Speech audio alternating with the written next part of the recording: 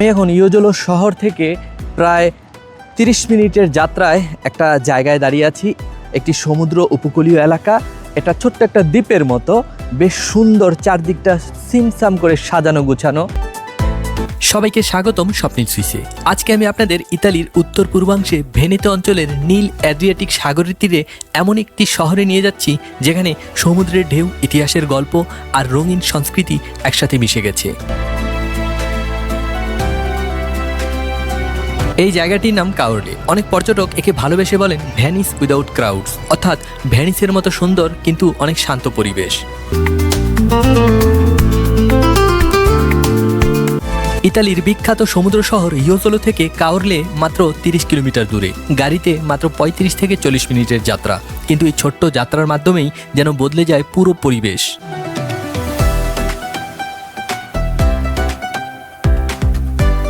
ইয়োজলোর আধুনিক পর্যটন এলাকা ছেড়ে আপনি যখন কাওরলের দিকে এগিয়ে যাবেন, তখন রাস্তার দুপাশে দেখতে পাবেন সবুজ কৃষি জমি, ছোট ছোট নদী, খাল, জলাভূমি এবং ভেনেতোর শান্ত গ্রামীণ প্রকৃতি। মনে হবে আপনি শুধু একটি শহরে যাচ্ছেন না, বরং ইতালির কয়েকশো বছরের পুরনো জীবনের ভেতরে প্রবেশ করছেন।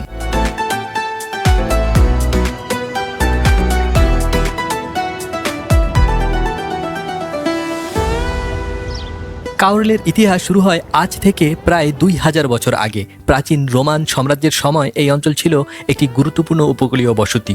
পরে যখন ইউরোপের রাজনৈতিক অস্থিরতা শুরু হয়, বিভিন্ন জাতির আক্রমণ শুরু হয়, তখন মূল ভূখণ্ড থেকে অনেক মানুষ নিরাপত্তার জন্য উপকূলীয় ছোট দ্বীপ এবং জলাভূমির এলাকায় আশ্রয় নিতে শুরু করে।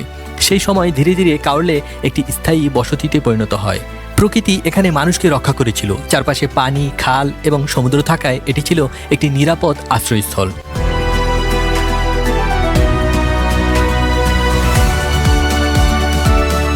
এখানে যে ঘরগুলো আছে, এই ঘরের এক একটা রং এক এক রকমের, অর্থাৎ একসাথে এতগুলো রঙের ঘরবাড়ি দেখতে আসলেই বেশ চমৎকার লাগে।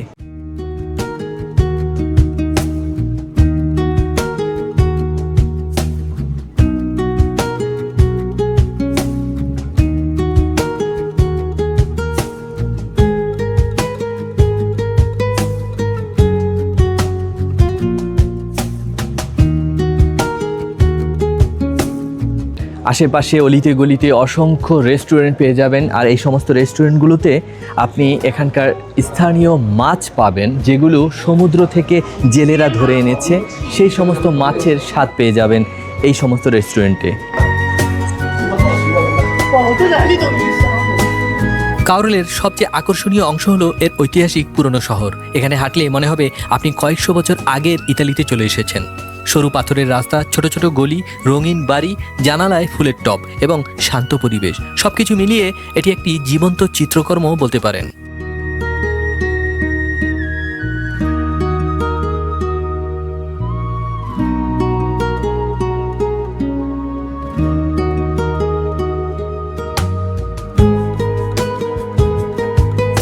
চারপাশে রঙিন ঘরবাড়িতে ভরপুর, অর্থাৎ এক একটা ঘর এক একটা রঙের। দেখুন, আমার এই পাশে দেখতে পাচ্ছেন একটা হলুদ আর গেরুয়া রঙের একটা কম্বিনেশনের বাড়ি, আর এই পাশে একটা হালকা ক্রিম কালারের, আর এই বাড়িটা সম্পূর্ণ গেরুয়া রঙের। এখানে অনেক বাড়ির রং আলাদা আলাদা, হলুদ, লাল, কমলা, নীল, গোলাপি। এই রঙের ঐতিহ্যের পেছনে রয়েছে জেলেদের সংস্কৃতি। আগে দূর সমুদ্র থেকে ফিরে আসা জেলেরা যখন দূর থেকে নিজেদের বাড়ি চিনতে পারেন, সেজন্য বাড়িগুলো উজ্জ্বল রঙে রাঙানো হতো। আজ সেই ঐতিহ্য কাওরলের সৌন্দর্যের অন্যতম অংশ হয়ে গেছে।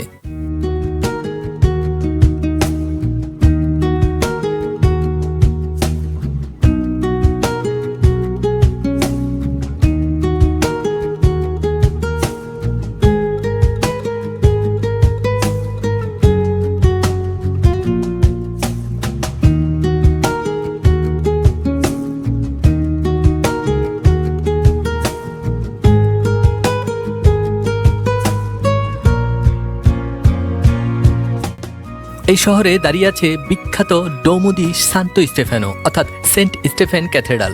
এটি নির্মিত হয়েছিল একাদশ শতাব্দীতে। প্রায় 1000 বছর ধরে এই গির্জা শহরের ইতিহাসে সাক্ষী হয়ে দাঁড়িয়ে আছে।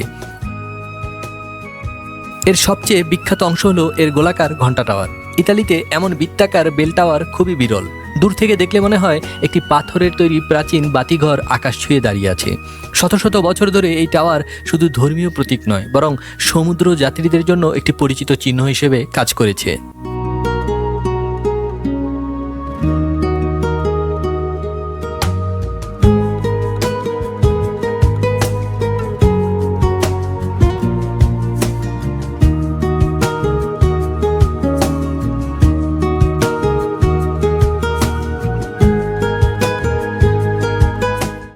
Buongiorno.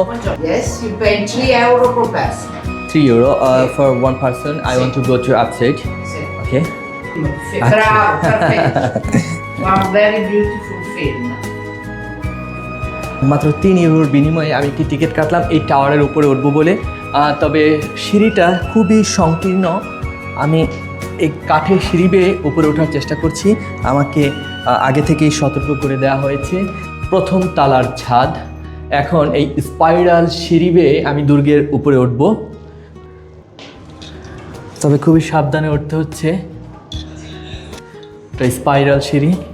আমি এখন দ্বিতীয় তলার ছাদে আছি। দেয়ালের এই অংশটা দেখলে আপনারা বুঝতে পারবেন যে এই টাওয়ারটা কতটা পুরাতন। চলুন আরও একটু উপরে উঠি।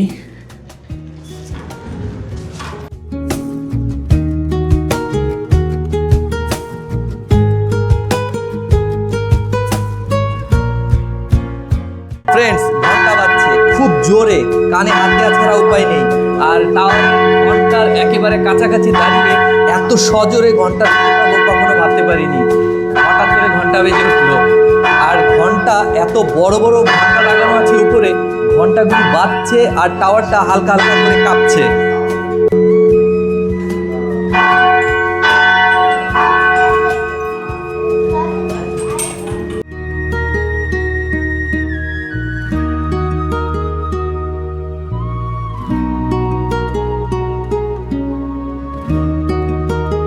আমার পেছনে দেখতে পাচ্ছেন অসংখ্য সাদা রঙের চেয়ার, আর এই পুরো গ্রামের এই কালচারাল প্রোগ্রামগুলো এইখানে অনুষ্ঠিত হয়।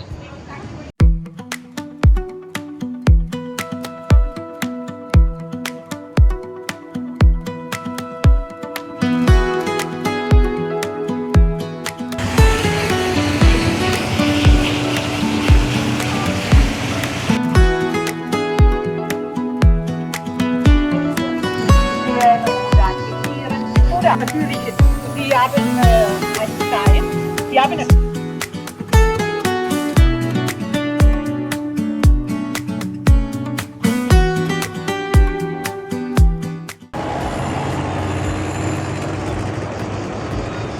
পুরোটা সমুদ্রের পাড় জুড়ে এই রকমের বড় বড় পাথর রাখা আছে এবং এক একটা পাথরে এক একটা চিত্র অঙ্কন করা।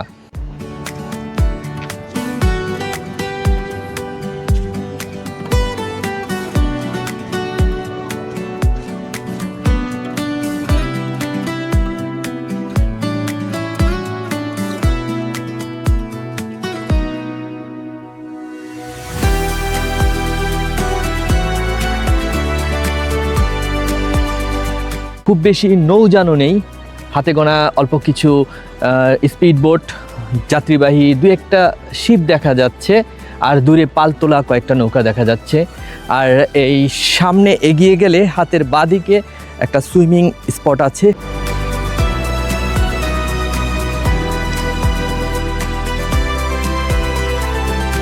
বিশেষ করে সামার সিজনে কিছু ট্যুরিস্ট এই গ্রামে ঘুরতে আসে, আর শীতের সময় খুবই কম, হাতে গোনা কয়েকজন দেখতে আসে সি বিচটাকে।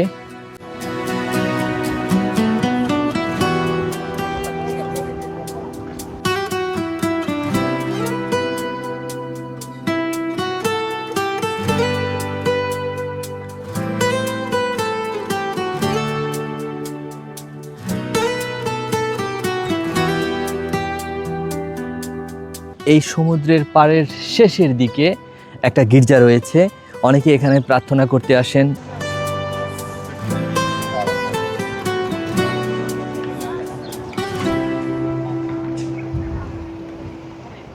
কাউরলের সবচেয়ে আবেগপূর্ণ স্থানগুলোর একটি হলো মাদন্না দেল অ্যাঞ্জেলো চার্চ। এটি সমুদ্রের একেবারে পাশে একটি পাথুরে অংশের উপর দাঁড়িয়ে আছে।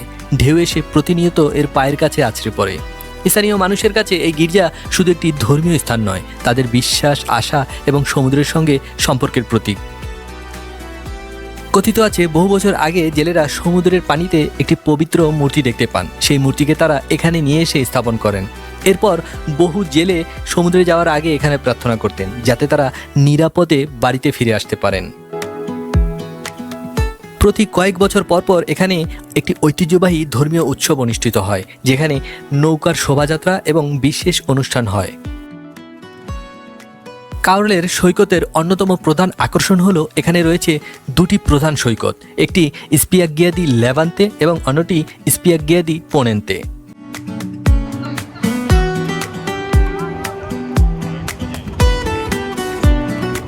দীর্ঘ সোনালী বালুকাবেলা, পরিষ্কার নীলপানি এবং শান্ত পরিবেশের জন্য এটি পরিবার, দম্পতি এবং একক ভ্রমণকারীদের কাছে অত্যন্ত জনপ্রিয়।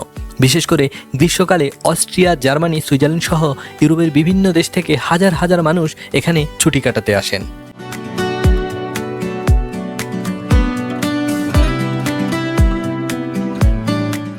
আধুনিক পর্যটনের পাশাপাশি কাউরলে এখনও তার পুরনো জেলেদের জীবন ধরে রেখেছে। এখানকার পুরনো বন্দর এলাকায় এখনও দেখা যায় মাছ ধরার নৌকা। এই জায়গাটা একটি মৎস্যজীবীদের আস্তানা বলা চলে। এখানে যে বোটগুলো দেখছেন, এগুলো মধ্যরাতে সমুদ্রে চলে যায় এবং সারা রাত ধরে যে মাছ ধরে, সেই মাছগুলো স্থানীয় বাজারে বিক্রি করে এবং বোটগুলোকে এখানে রেখে দেয়।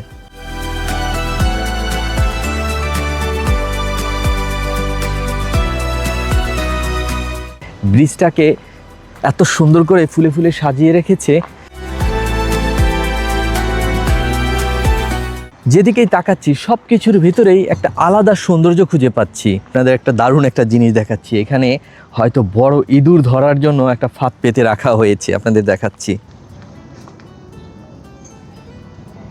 আপনি চাইলে এই ঘাট থেকে খুব ভোরে এসে মাছ সংগ্রহ করতে পারেন। স্থানীয় মৎস্যজীবীরা যখন সমুদ্র থেকে মাছ সংগ্রহ করে এই ঘাটে ভিড়ে, তখন আপনি যদি ঠিক ওই সময়টায় এখানে পৌঁছান, তাহলে সেখান থেকে আপনি মাছ সংগ্রহ করতে পারেন। স্থানীয় জনগণ অনেকেই ভোরে চলে আসেন এখানটায়, ভিড় জমান এই মৎস্যজীবীদের কাছ থেকে মাছ সংগ্রহ করতে। ভোরবেলায় জেলেরা সমুদ্র থেকে ফিরে আসেন তাদের তাজা মাছ নিয়ে। এই মাছ দিয়েই তৈরি হয় এখানকার ইতালিয়ান বিখ্যাত খাবারগুলো। এখানকার স্থানীয় রেস্টুরেন্টগুলোতে আপনি এই তাজা মাছের স্বাদ নিতে পারেন।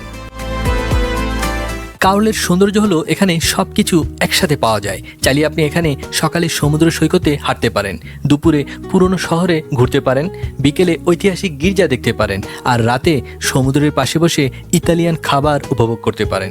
এখানে নেই কোনো শহরের অতিরিক্ত ব্যস্ততা, আছে শান্তি, সৌন্দর্য আর আসল ইতালিয়ান জীবন।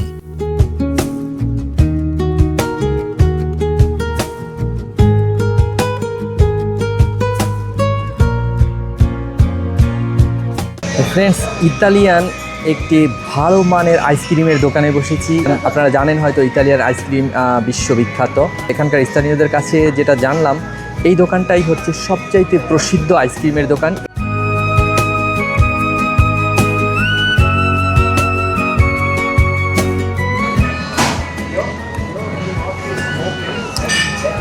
বেশ বড় একটা গ্লাস। এই শহরে ভ্রমণের সবচেয়ে ভালো সময় হলো মে থেকে সেপ্টেম্বর। জুন, জুলাই এবং আগস্টে সবচেয়ে বেশি পর্যটক থাকে। তবে যারা শান্ত পরিবেশ পছন্দ করেন তাদের জন্য মে, জুন এবং সেপ্টেম্বর মাস খুবই সুন্দর।